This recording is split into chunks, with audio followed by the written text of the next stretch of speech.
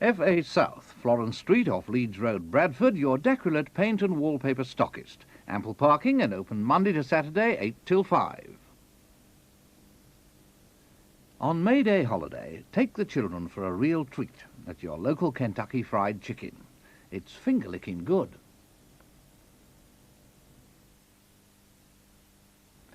Now let's bring up our new series, Sunnyside Up.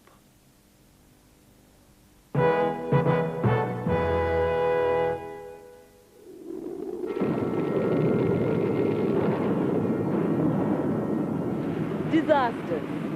People have always had to face them. Floods, earthquakes, wars, pestilence. But somehow we keep smiling, looking on the sunny side of life and trying to make things better for ourselves.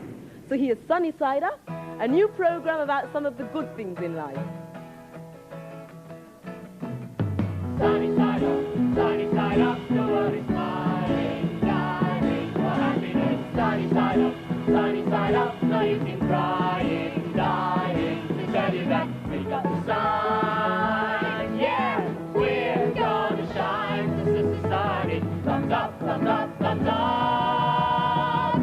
So sunny side up, so sunny side up, so sunny side up. Sunny side up. Is there a sunny side to disaster? Well, people have always made jokes about it. How do you get a midday meal in the Alps? Avalanche. Have you heard the joke about quicksand? Better not tell us, it might not sink in. What kind of lighting did Noah have in his ark? Flood lighting. Did you hear about the man who fell into a tub of beer? He came to a bitter end. How do you stop yourself from dying? Stay in the living room. What's the definition of a volcano? A mountain with hiccups. Why did the shark ignore the woman who fell overboard? Because he was a man-eating shark. If you can laugh at disaster, then you can laugh at anything. But what made people laugh 400 years ago? For the answer, let's join one of the top names in TV interviewing. Ladies and gentlemen, here he is, taking you back through time to meet the folks who's made things brighter. He's your host who's the toast, Denzel Hartington. Thank you, you're too kind, but I deserve it. My guest tonight is no stranger to playing the fool. In fact, he turned it into an art form more than 400 years ago. His clowning and dancing made him a legend in his own lifetime. He could be described as the Elizabethan answer to Frankie Howard. He's someone I've wanted to meet for a very long time. Would you please welcome Mr. Will Kemp?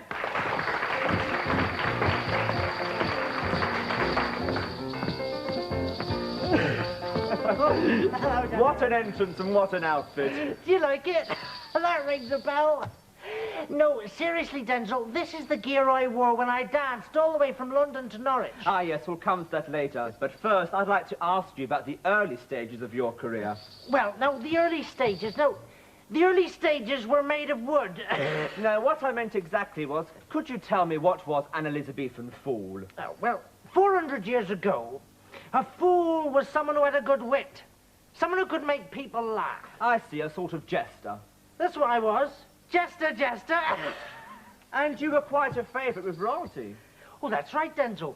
I played in front of the Queen and the Duke of York and various other pubs. But I suppose the biggest break for you was when you moved to the Stratford Company of Actors. Oh, that's right. That was so, back in 1587, that was. It was the best move I ever made, apart from that one. And it was at Stratford that you formed a close working relationship with William Shakespeare, that's right, William Shakespeare. Great little writer was, Will. He was world famous in Stratford. A legend in his own lunchtime.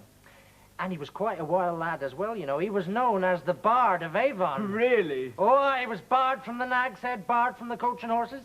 But he still found time to write a couple of parts, especially for me. There was Dogberry in Much Ado About Nothing and Peter in Romeo and Juliet. Well, tell me, what was it like being a professional fool? Oh, it's marvellous. Why, what's it like being an amateur one? No, but seriously, the parts were terrific, and more often than not, I'd get a chance to do one of me little dances in a comic song. Oh, a Hey Nonny No number. That's right. You know, if you wanted to have a hit, you had to put in a few hey nonnies, because without a few nonnies, it was a non-event. And the most famous dance of your career was the amazing one from London to Norwich in 1599. That's right, Denzel. 9 days solid dancing, with a few days rest in between to give the old legs a break. Come in. How do the old legs feel tonight? Raring to go. Could you tell us a bit about the song? Well, it's a little ditty writ about me, because it's about an incident that happened on the way to Norwich. You see, there was this big, fat country lass come up to me and asked if she could dance a mile along the way with me. Well, I thought she was a bit young to be a Morris dancer, more of a Morris minor. Anyway, she completed the course, and so she was immortalised in this song. Ladies and gentlemen, Mr. Will Kemp. Hey nonny, no, a country lass brown as a berry, blithe the flea and heart as merry, cheeks were fed and sides were larded, every bone with fat flesh guarded. Hey nonny, no, sweet and merry Kemp by chance was marrying in his Morris dance. Her fat legs with bells were garnished, her brown brows were sweating varnished. Hey nonny, no, her brown hips when she was lagged to win her ground when swig a swag, which to see that all came after, were a plea with mirthful laughter. Hey nonny, no. No need to ask if you enjoyed that. Will Kemp, thank you. Well, tune in again next week when there'll be another guest who's helped to make the past a little bit brighter. And of course, there'll be the man who makes the present pretty special too. Me. Keep smiling.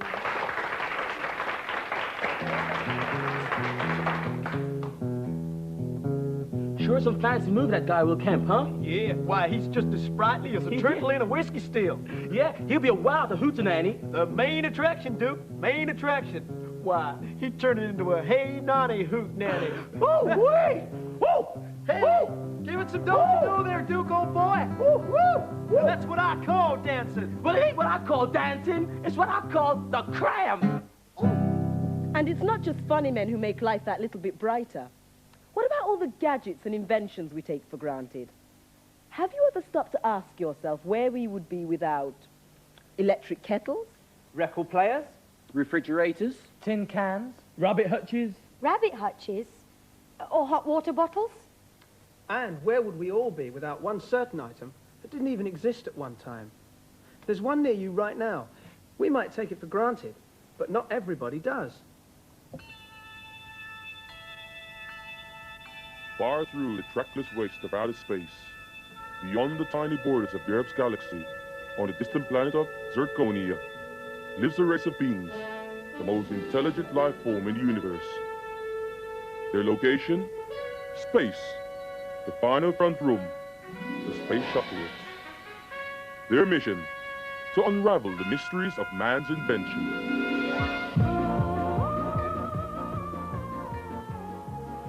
Did they just sit round in front of it like this, Dad? Aye, didn't they, Mother? Shh, our Dad. It doesn't give off much heat, does it, Dad? It's not supposed to, I realise. What is it supposed to do, then? Well, it does what it wants, and you just sit there watching it do it. Isn't that right, Mother? Well, didn't you have no control over it, Dad? Aye, of course you did. If you didn't like what it was doing, you could always switch it off. Oh, is that what folk did, then? No, if they didn't like what it was doing, they'd keep on watching it, and they'd just moan about it.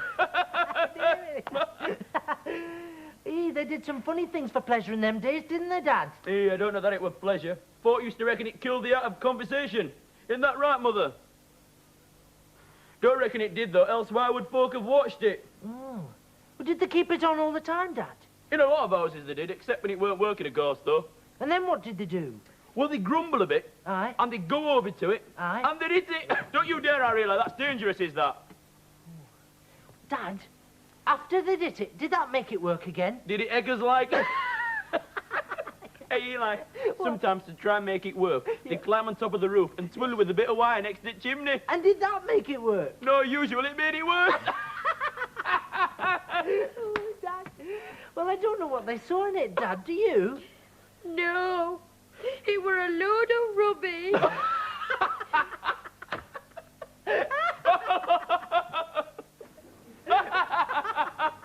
Yes, television.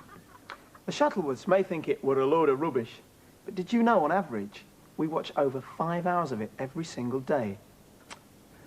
Well, no one person invented television. It took a lot of ideas and a lot of developments. But one of the great pioneers of television was someone you've probably heard of, John Logie Baird. Baird built this apparatus from biscuit tins, cardboard, darning needles, and held it all together with glue. But in amongst all that junk was an electric motor and some lenses, and that was the world's first television. With this apparatus, Baird became the first person to transmit simple flickering pictures, like this mask here. Of course, it took a lot of work and a lot of time, and Baird needed someone to keep steady in front of the cameras, and he used the head of this ventriloquist dummy, which he nicknamed Bill. In 1929, Baird persuaded the BBC, and you must remember, in those days, the BBC was only a radio station. Television hadn't been invented. But Baird took his idea to them and sold it to them, and they started work using the technique that he'd developed. But of course, at the time, people were starting to hear about Logie Baird, and a lot of scientists and a lot of clever people were working on trying to perfect the television system. And in the end, the BBC found another system, all electronic, which they thought was better than John Logie Baird's. But I was amazed to find out that before he immersed himself in the development of television, John Logie Baird was quite a clever character when it came to business ideas. He did things that were not connected in any way with television, and one of his first was something which he called the Baird undersock. Now, Baird suffered from cold feet, believe it or not. He lived up in Scotland, where the weather was always damp, and he used to get up in the mornings and find his socks soaking wet. So he wanted something which would keep his feet dry, of course, and warm. So what he did, he found a chemical called borax. This is it here. And it was usually used for bleaching. And what he did was, he sprinkled it like this onto the socks so that they became immersed in it. And it acted like talcum powder. And he claimed that it kept your feet warm in the winter and cool in the summer. Brilliant thinking. Bit messy, though. I don't know how you managed to keep that on and kept your feet smelling nice. Anyway, Baird was very clever and always on the lookout for clever business ideas. Baird was strolling in the London docks one day, where he found 2 tons of Australian honey lying there for sale. Now, he bought it for next to nothing, and he repackaged it in smaller tins at a more expensive price, and he made himself a small fortune from it. On a lucky streak, just after that, Baird was looking through a magazine called The Grocer, and he noticed in the back pages that there was an advert, and someone wanted to get rid of 2 tons of soap. So, like he did with the honey, he bought it cheaply, repackaged it. This time, he called it Baird's Speedy Cleaner. Although, I don't know how it would be faster than any other soap, but he did sell an awful lot of it. Although it probably was quite a fast soap, the thing about it was that he received quite a lot of complaints that the soap irritated people's skins. Anyway, Baird retired to Hastings due to illness. He suffered from colds and fever an awful lot, probably the bad weather again that he was used to in Scotland, which was probably a blessing in disguise, because it was there that he started work on his greatest invention, that of making television pictures.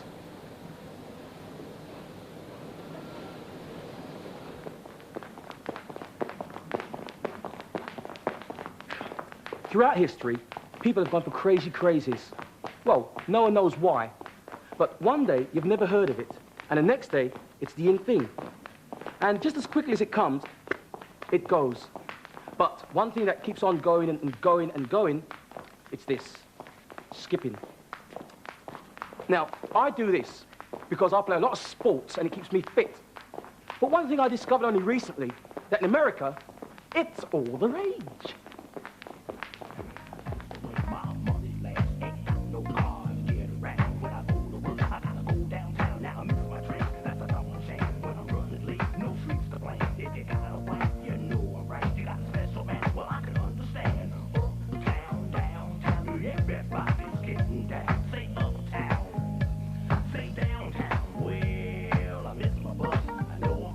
I gotta do something I know I hate. I'm gonna walk to work 15 times off.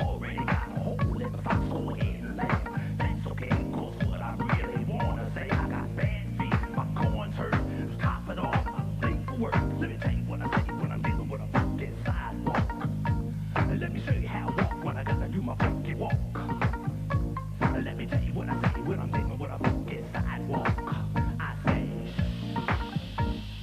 sugar.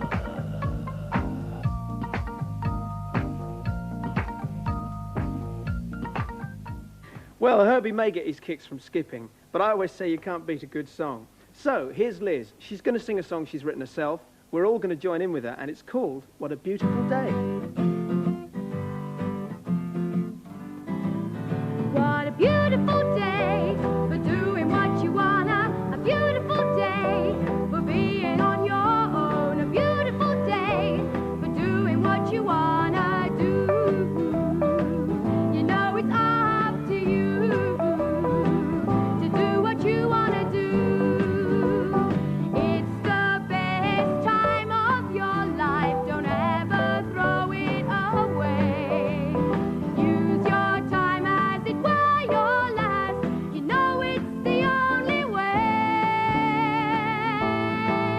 What a beautiful day for doing what you wanna. A beautiful day for being on your own. A beautiful day for doing what you wanna do. You know it's up to you to do what you wanna do. The world can be such a beautiful place. You can't say that isn't true. You can be what you wanna be. You can do what you wanna do. Come on and feel it. It's a beautiful day for doing what you wanna. A beautiful day for being on your own. A beautiful day for doing what you wanna do. You know it's up to you to do what you wanna do.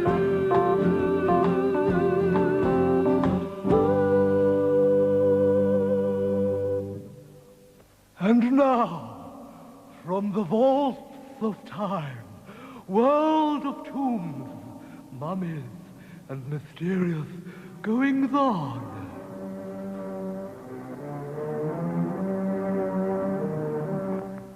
I knelt by the bed of death.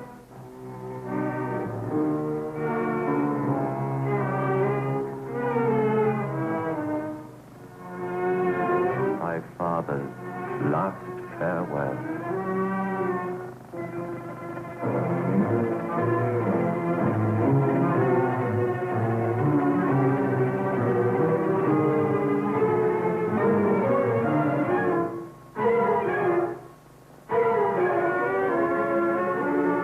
I knew the scroll of thought could bring me back to life.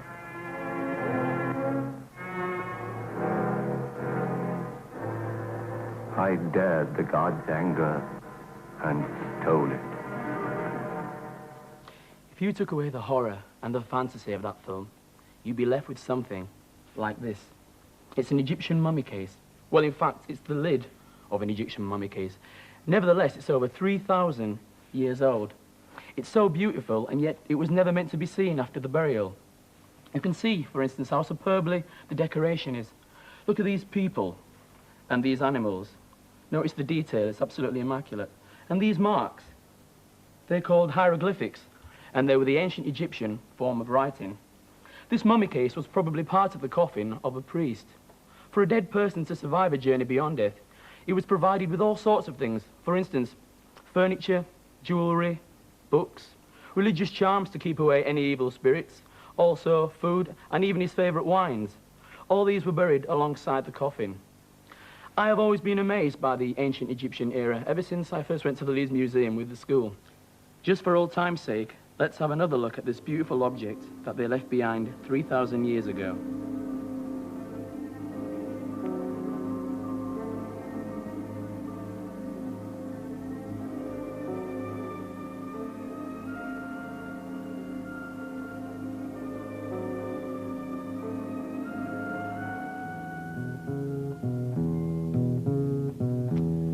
Say, Duke, you know them old Egyptians get themselves buried along with all their favorite possessions? Yeah, I heard that. Hey, Curly, supposing you're an old Egyptian, right? Yeah. What would you ask them to bury with you? Well, spurs, I guess. Spurs? Yeah.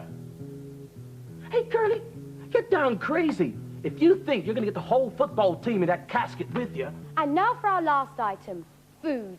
Not the boring, everyday things we eat, but fun food, like ice cream. But do you know how it all began?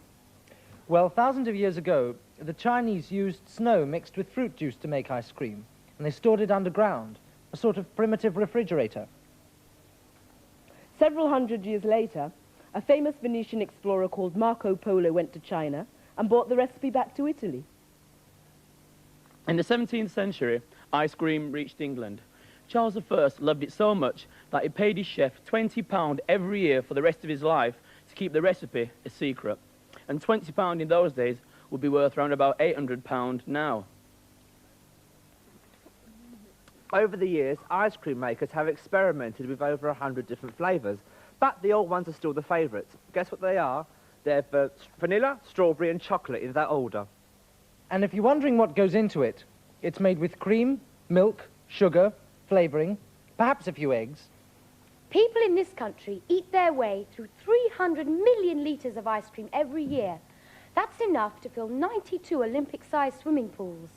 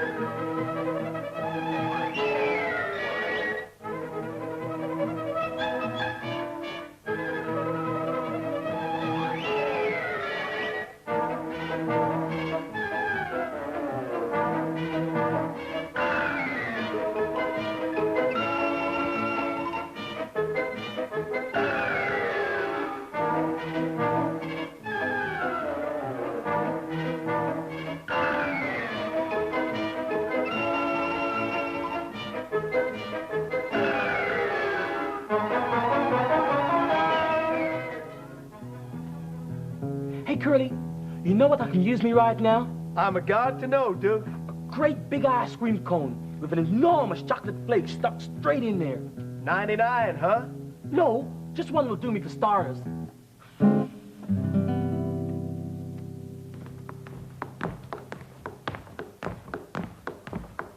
Comedy, comforts, crazes, characters, creations. Crumbs. I'll skip the rest. What all those things have in common is that they help people look on the sunny side of life. And people do, even when the going gets rough. One last point. Back in 1929, things looked really bad in America. This was the Wall Street crash. Banks ran out of money and closed down. Businesses were ruined. Fortunes disappeared overnight and millions of people lost their jobs. There was gloom and doom which spread throughout the world. That was 1929. In 1930, a new song came out. And just a year after the Wall Street crash, everyone was singing this. Grab your coat and get your hat. Leave your worries on the doorstep. Just direct your feet to the sunny side of the street. Can't you hear her